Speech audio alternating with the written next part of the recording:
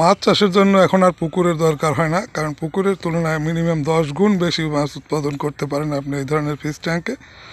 আর এখান থেকে আপনি এটা পরিকল্পিতভাবে ব্যবহার করলে পরিবারের প্রয়োজন মেটাতে পারেন এবং এখান থেকে পানি নিয়ে আপনি শাকসবজি সবই চাষ করতে পারেন। এখানে যে সমস্ত আমরা সবজি ফসল করছি, গাছ করছি, এই ফিশ ট্যাঙ্কের পানি থেকে কোনো প্রকার রাসায়নিক সার কীটনাশকের দরকার হয় না। এবার সহজ পরিচালনার কারণে এই ট্যাঙ্কটা জনপ্রিয় সারা দেশে। আমরা অসংখ্য প্লট পারিবারিকভাবে করে দিচ্ছি। কেউ একটা ট্যাঙ্ক করছে পরিবারের মাছের চাহিদা পূরণ করার জন্য। এখানে সকালে খাবার দিলে কিছুটা খাবারও যদি আপনি এইভাবে দেন পরীক্ষামূলকভাবে, সঙ্গে সঙ্গে মাছ চলে আসে এবং সঙ্গে সঙ্গে খেয়ে নেয়।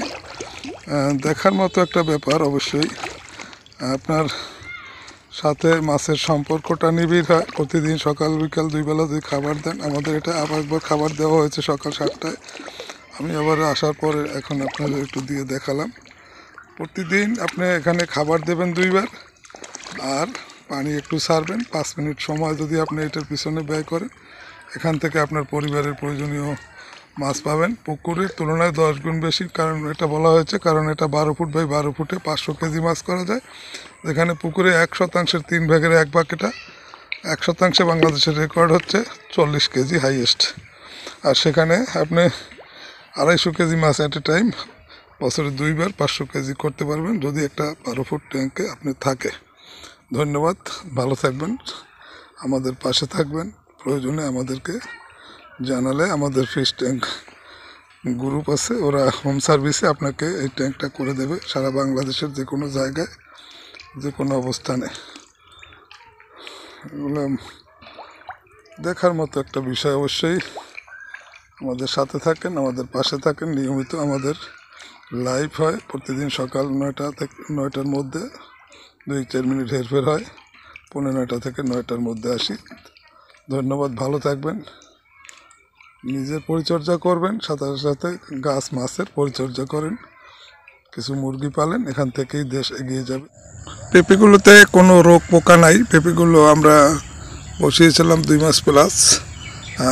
এখনই এর মধ্যেই গাছটা 1 হাত প্লাস হয়েছে এবং অলরেডি ফুল ফল আসা শুরু হয়েছে।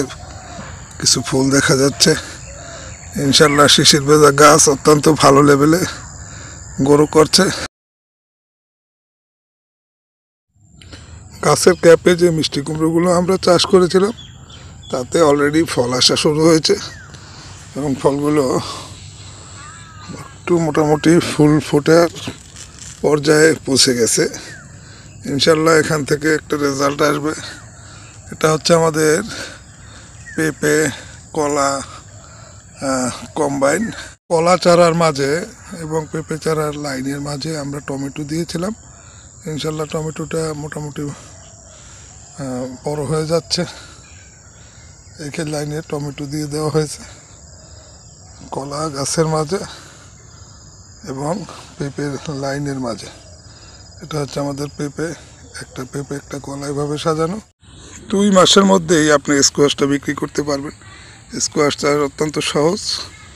একটু খেয়াল করে কীটনাশক ছত্রাকনাশকটা দিয়ে রাখলে পাতার কোনো ক্ষতি হয় না এবং ন্যাচারালভাবে যদি আপনি করেন, এটা থেকেই আপনি লাভবান হতে পারেন। অল্প সময়, অল্প পরিশ্রম, গাছের গ্যাপের মাঝে আপনি দেবেন। এটা আমরা পেঁপের মাঝে দিয়েছি।